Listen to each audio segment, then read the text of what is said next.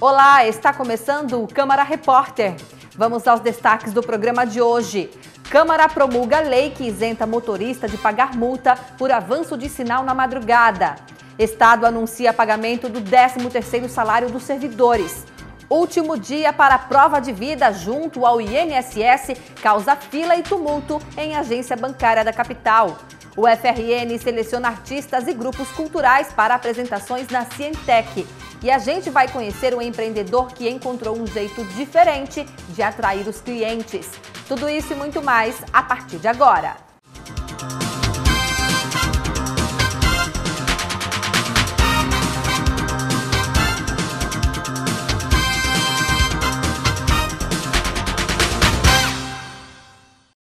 A Câmara Municipal de Natal promulgou a lei que isenta os motoristas de pagarem multa por avanço de sinal no período das 11 da noite às 5 horas da manhã. Mas o limite máximo da velocidade é de 30 km por hora. Sinal vermelho é sinal de parada.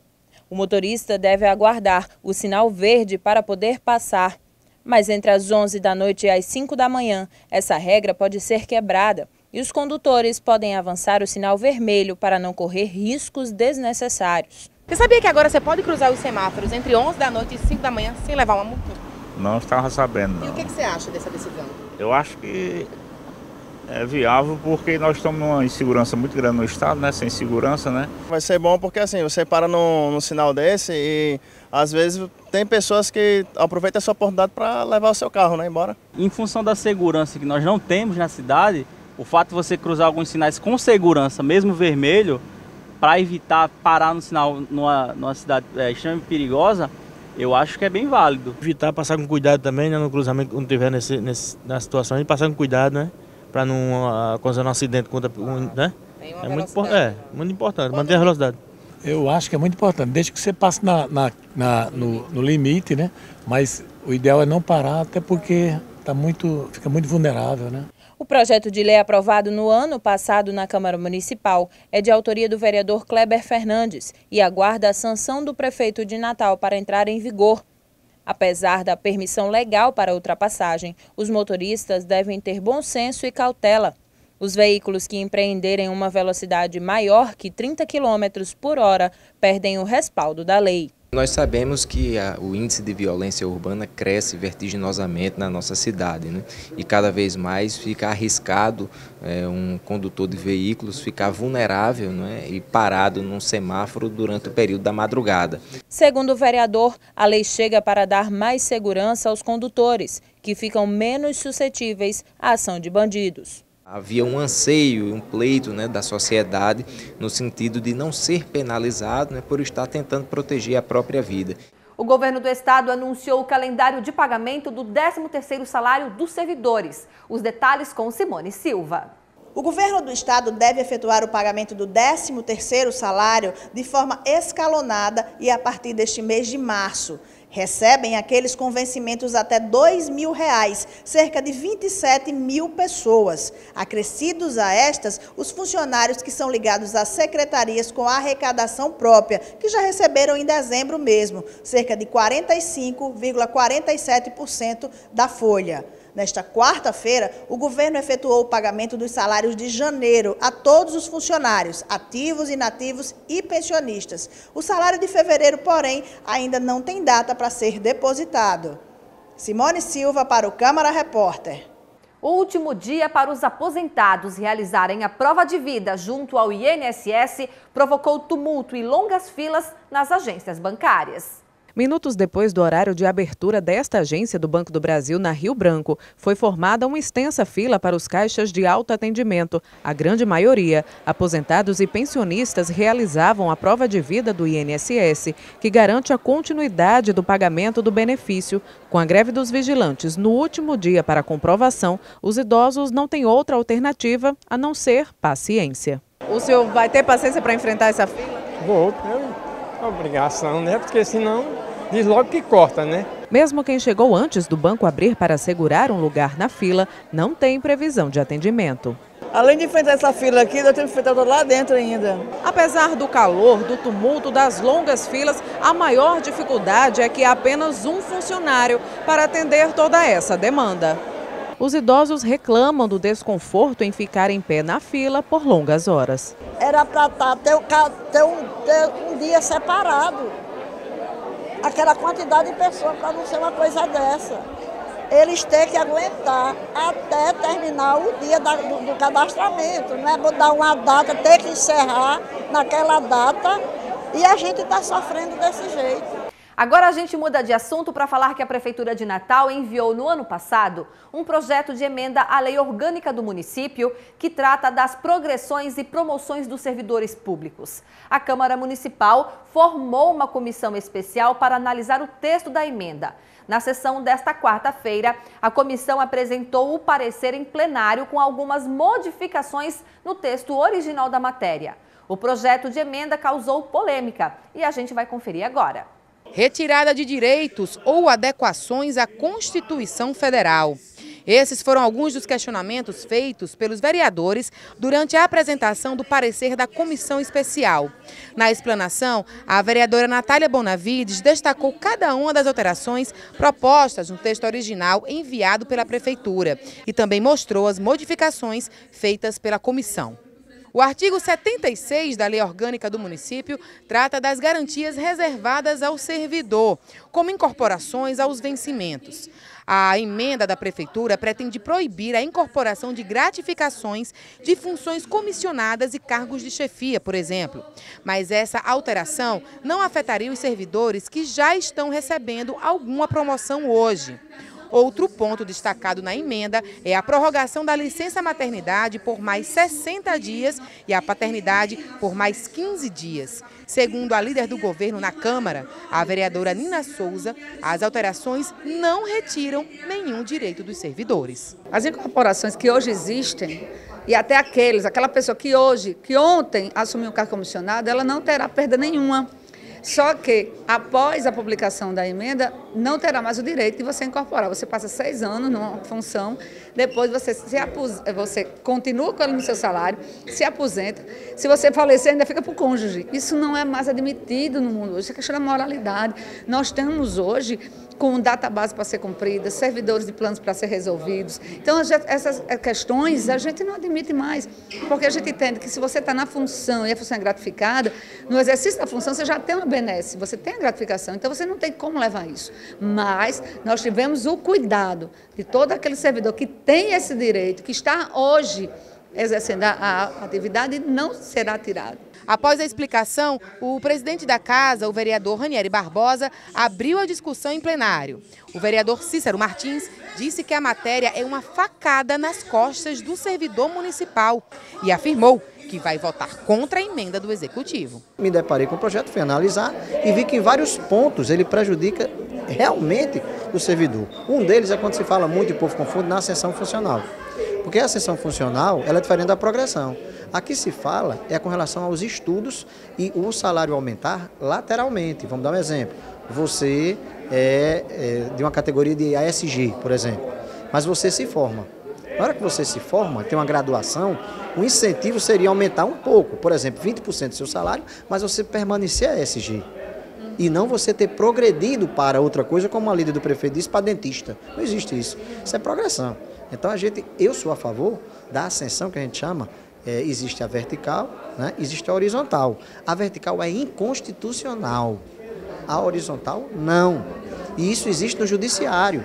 Várias pessoas do judiciário têm aumento salarial com o mesmo cargo técnico. O vereador Felipe Alves disse que o projeto vai possibilitar o equilíbrio das contas municipais, já que as medidas devem reduzir as despesas da folha de pagamento, além de adequar a LOM à Constituição Federal. A maior parte do projeto ele está apenas corrigindo algumas ilegalidades, né, que já existem.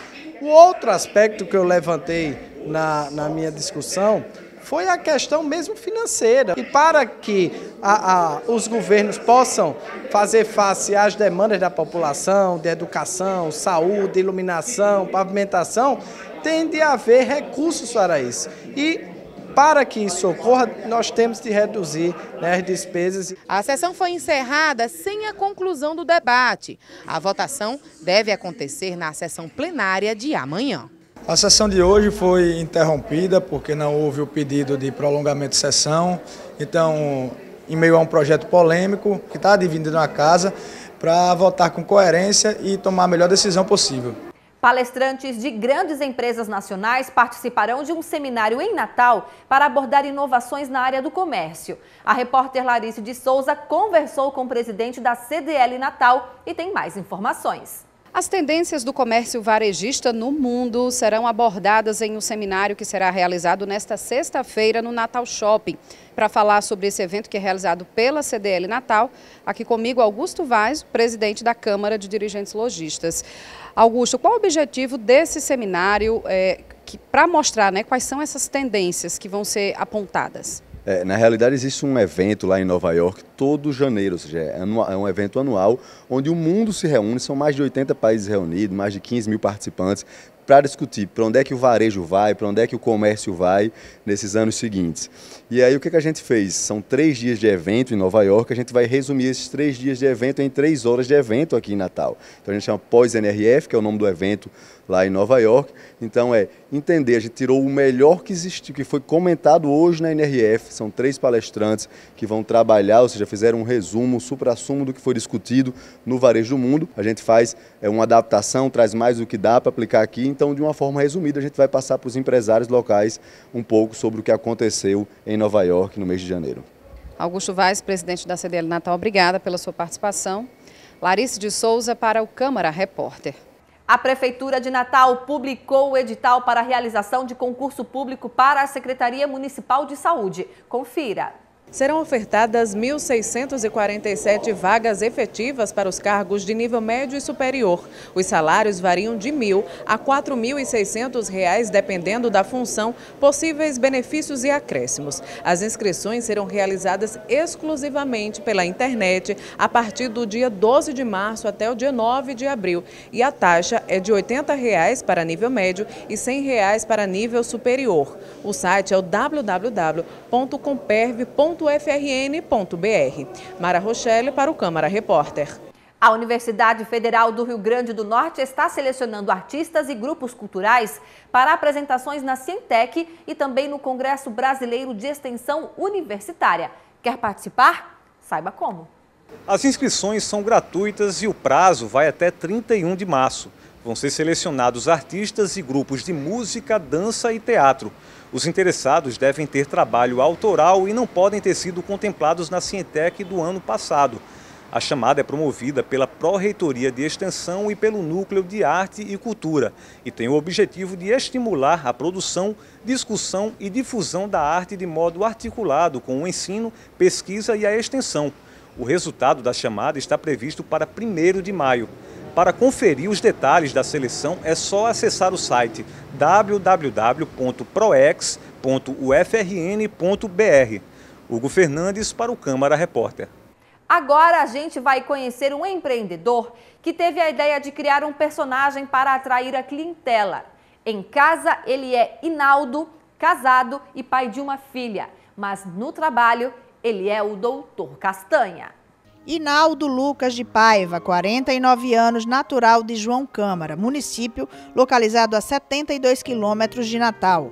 Já foi servente em Brasília, passou por Pernambuco, São Paulo e retornou ao Rio Grande do Norte. Sua história sempre entrelaçada por um fruto querido pelos brasileiros. Foi a castanha que deu nome a um dos principais personagens do Rio Grande do Norte, o embaixador de Pirangi, a cara do grande cajueiro, Doutor Castanha. Tudo bem? Tudo bem.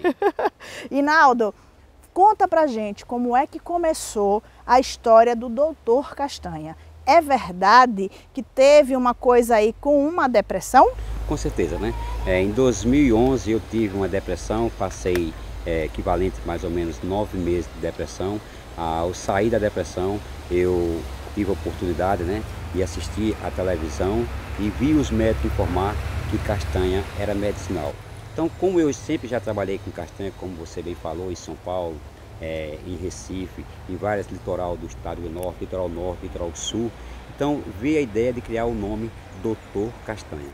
O personagem Doutor Castanha é registrado na Biblioteca Nacional do Brasil. Ele tem, inclusive, a autorização do governo do estado para propagandear o cajueiro de Pirangi, o maior do mundo.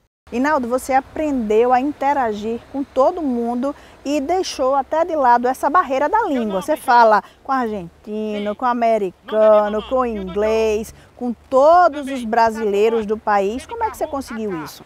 No dia a dia, né, eu procurei me relacionar com as pessoas. Quando nós procuramos a nos relacionarmos, a gente vai aprendendo a cada dia, né? Então, os irmãos argentinos vai falando, a gente vai aprendendo, vai falando o mesmo idioma deles e a gente vai se profissionalizando, né? Os europeus, da mesma forma, já é um pouco mais difícil. Mais contido. Mais contido, né? Porque o inglês, particularmente, não é fácil. Mas aos poucos a gente vai tentando e finda conquistando a simpatia dos irmãos argentinos e os my friends, né? Fala my friends europeus. Além do pitoresco Doutor Castanha, que aborda os clientes de forma divertida e descontraída, há também o lado malandro do personagem, que só acorda para vender. Tem até um jeitinho meio assim, do jeitinho brasileiro, meio preguiçoso, mas que também termina atraindo o teu consumidor. Com certeza. Eu tive a ideia de criar o personagem também, Doutor Só Acordo para Vender. Tem uma plaquinha, Só Acordo para Vender, fico deitado na cadeira e o turista, ele vem à procura de alegria, né? Abrir o sorriso. Então ele vai passando displicentemente, vê o personagem do Doutor Castanha, deitado na cadeira, só acorda para vender, bata a foto e eu faço a abordagem com a prova da castanha através da simpatia deles. Inaldo, a castanha te tirou de uma depressão, a castanha te deu um trabalho, a castanha te dá alegria. Para você, o que ela representa de fato? Muita felicidade e sonhos conquistados.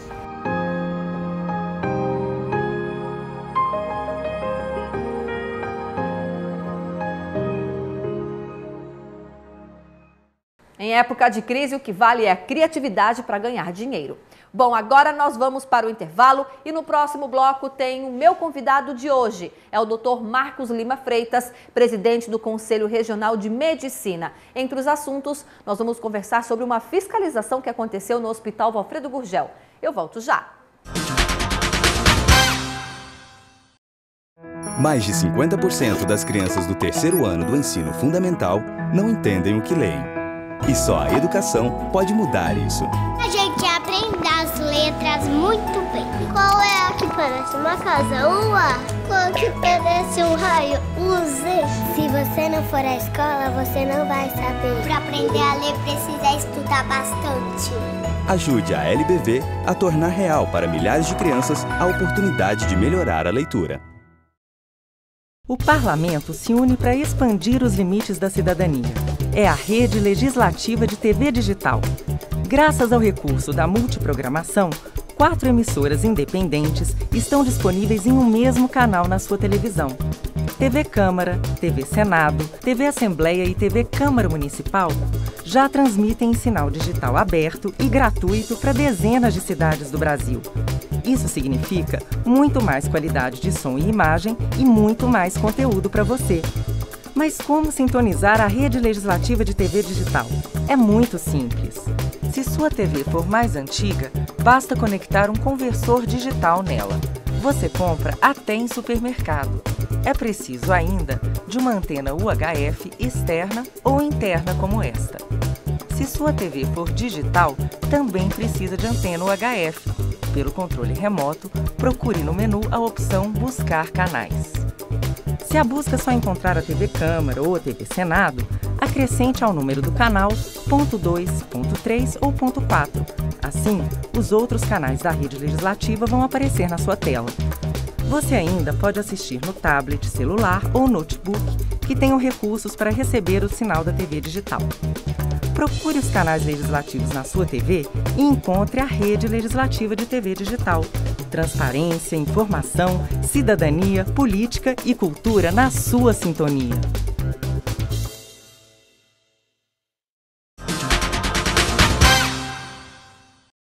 Estamos de volta com o Câmara Repórter e a partir de agora eu converso com o presidente do Conselho Regional de Medicina aqui do Rio Grande do Norte, Marcos Lima Freitas. muito obrigada pela sua entrevista, seja bem-vindo. Muito obrigado, eu que agradeço. Bom, a gente vai começar falando sobre uma fiscalização que foi realizada no início dessa semana lá no Hospital Valfredo Gugel, que é o nosso maior hospital público aqui do Rio Grande do Norte. Começa explicando para a gente o que foi que levou, o que motivou essa fiscalização. Bom, as fiscalizações elas já são realizadas de forma rotineira pelo Conselho. E o Valfredo Gugel, como funciona como se fosse um termômetro da saúde pública do Estado, ele sempre é fiscalizado. Essa fiscalização foi diferente das demais porque decidimos convidar as outras instituições, né? Foi uma que nós chamamos de fiscalização interinstitucional, né? Convidamos o Ministério Público, Federal, Estadual, convidamos o Tribunal de Contas do Estado, a Defensoria Pública, o COREN, né? Que é o Conselho Regional de Enfermagem, e o Secretário da Saúde a participar também dessa fiscalização, para que juntos, em discussão, pudéssemos encontrar algumas formas de melhorias na saúde pública, né? Bom, e o que foi encontrado lá que serve de alerta e que causa muita preocupação ao Conselho? O principal ponto que nós encontramos foi a deficiência de recursos humanos. Há uma deficiência importante de recursos humanos que, ao longo do ano passado, levou a se fechar um andar inteiro com 15 leitos, onde funcionava a nefrologia, a cardiologia, e também uma UTI, a UTI cardiológica também foi fechada. Isso por falta de recursos humanos. Esse foi o grande problema. Fora os problemas já conhecidos de superlotação, encontramos o corredor repleto de pacientes sendo assistidos de forma não adequadas, né, inadequadas. Encontramos 21 pacientes aguardando leitos de UTI, apesar de que já encontramos até mais. Hoje esse número de 21 é inferior ao que encontrávamos há talvez alguns meses atrás. E basicamente tem uma área que está em condições insalubres e nós solicitamos que o hospital resolvesse essa questão.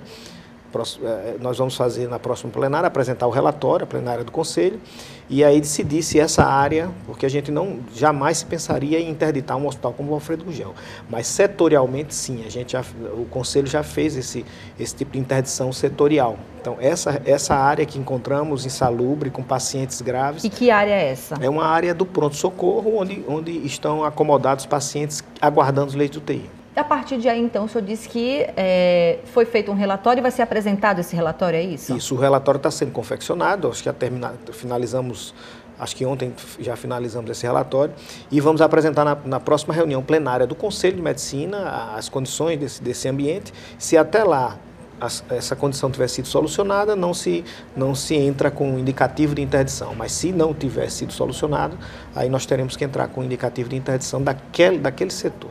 Tá. Em relação às outras deficiências que foram encontradas e apontadas nesse relatório, o que é que vai ser feito? Em primeiro lugar, a questão de recursos humanos, né? Existe um processo seletivo emergencial sendo levado pela CESAP, né? Já finalizou o prazo de inscrição e eles já estão na fase de análise de currículos.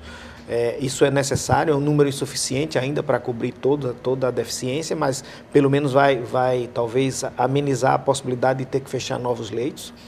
E também está em andamento um concurso público, né? Um concurso público que vai ser depois, o processo seletivo é mais emergencial e o concurso público ainda não foi publicado o edital. Bom, mas isso tudo são soluções aí para médio e longo prazo. O senhor está dizendo para mim que durante essa fiscalização foi identificado aí fechamento de leitos por conta exatamente da falta de recursos humanos. O que fazer então? O processo seletivo é emergencial. Ele já está na fase de seleção dos candidatos. E aí, a partir desse momento, é questão de poucas semanas para poder publicar e contratar, fazer a contratualização. Cobrar, então, celeridade nesse processo. Cobrar celeridade nesse processo. E que não haja nenhum impedimento, né, que se possa fazer esse tipo de processo, porque a saúde está precisando, ou seja, há necessidade de que haja essa contratualização. E que não haja nenhum impedimento ao longo desse processo. É possível a gente saber qual é o déficit? Olha, teria que ver através da própria CESAP. Esses números a CESAP tem, nós não temos um acesso exato ao número exato mas sabemos, por informações do próprio secretário, que ao longo do ano passado, mais de 1.000 pessoas se aposentaram, né?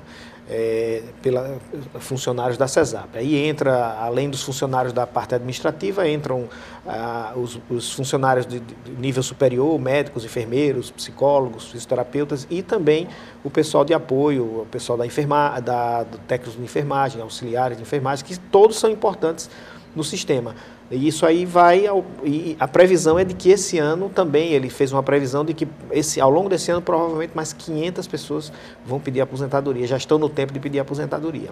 Isso é uma consequência da falta de concursos, né? O último concurso que ocorreu foi em 2010 e esse concurso também já não cobriu as necessidades da época. Agora, esse problema de falta, né, de pessoas, de profissionais para trabalhar, ele ocorre em todos os hospitais do estado? Exatamente. Na realidade, não é só no Valfredo Gurgel, então? Não. Ali o Valfredo Gurgel, como eu falei, a gente sempre se baseia no Valfredo por ser o termômetro, né? Mas, na realidade, a falta de funcionário, de recursos humanos é em todo o estado, né? Tanto que nós temos uma ação civil pública por abertura de novos leitos e essa ação civil pública determinou a reforma de leitos de UTI nas cidades de Caicó, Pau dos Ferros e Currais Novos, e já estão em fase final, já estão quase que prontas essas UTIs e não há uma necessidade de que haja pessoal para poder colocar a UTI para funcionar, né? Então não é só a nível de capital, no interior também há uma necessidade, há uma escassez de recursos humanos nessa área da saúde. Doutor Marcos, explica para a gente essa questão dessa judicialização. O Conselho, ele consegue resolver esses problemas só através da Justiça ou apenas em uma mediação, em uma conversa? É possível se chegar a um consenso? Uma boa parte dos problemas, das não conformidades que a gente encontra, são solucionados administrativamente.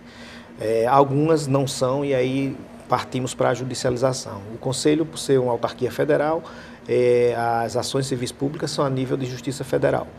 Essa questão de leitos de UTI na realidade foi uma ação que teve o apoio também da Sociedade de Medicina Intensiva Brasileira, que trouxe dados de necessidade de leitos que nós tínhamos na época. Essa ação é de 2013 e agora já está em fase de execução.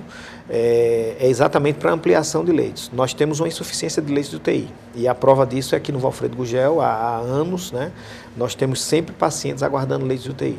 E aí leva um outro tipo de judicialização, que é a judicialização individual. É aquela família que tem o seu familiar aguardando o leito de UTI e que se vê, havendo esse conflito, não havendo possibilidade de acomodá-lo na UTI, vai para a justiça pedir individualmente que aquele paciente seja acomodado na UTI.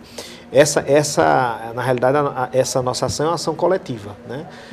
E veio exatamente a partir de fiscalizações. As fiscalizações levaram a essas dificuldades, as dificuldades houve a tentativa de resolução administrativa, não se chegou a uma resolução e pela necessidade, e isso acaba interferindo na atividade médica, né? Porque você cria uma superlotação e aí a atividade médica fica comprometida.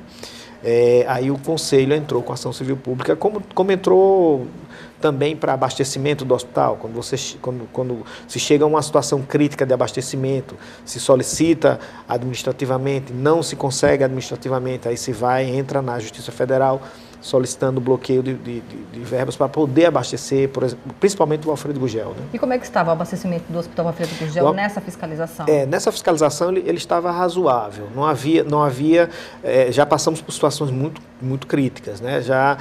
Eu diria que quando entramos na Justiça é porque insumos básicos estavam faltando, medicamentos básicos estavam faltando, como por exemplo um hospital de politraumatizados, né, que é o hospital que recebe os pacientes que sofreram politraumatismo, não tinha, nessa época que nós fizemos a ação civil pública por abastecimento, nessa época não tinha morfina.